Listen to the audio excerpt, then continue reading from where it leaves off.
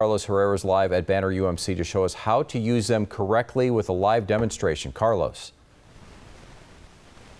Yeah, guys, and it's really important to remember that you don't have to be a law enforcement officer or a first responder to know how to use these tourniquets properly. And it's very important to do it properly, as I mentioned, because if you don't, then they won't be as effective. Now, as you can see, I already took off my jacket because the less clothing, the better. Dr. Tang is going to go do the run-through while Susan here, the registered nurse at the trauma center, will apply it properly. We're going to go ahead and show you. I'm going to stretch my arm out.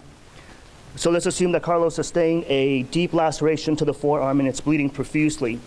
Susan's putting on the tourniquet, and it's a very simple device. She's wrapping it around his arm, and now the wound is here, so you want to apply a proximal above the site of injury. She's going to tighten the windlass, and that's going to constrict the tourniquet, make it tighter and tighter. The blood flow is going to stop at this point. After it's tight enough, she will wrap the excess tape around.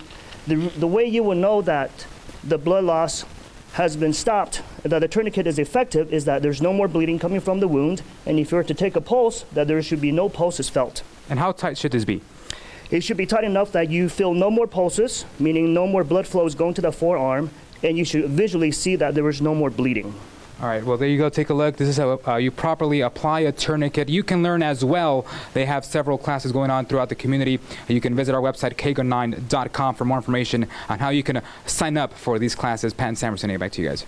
All right, Carlos, thank you. And that is obviously very helpful. We understood as well. A lot of men were taking off their shirts and using them to apply pressure to wounds as well. If it wasn't on an extremity, you have to apply pressure. And that's another reminder of things you don't ever think you're going to need to know, but it's good that you know a little bit.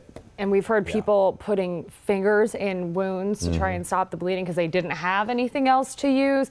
So Carlos Herrera will be with us throughout the morning. And we encourage, if you have questions for those people he was speaking with, the experts, please leave a comment on Facebook and we'll try and get that in for you.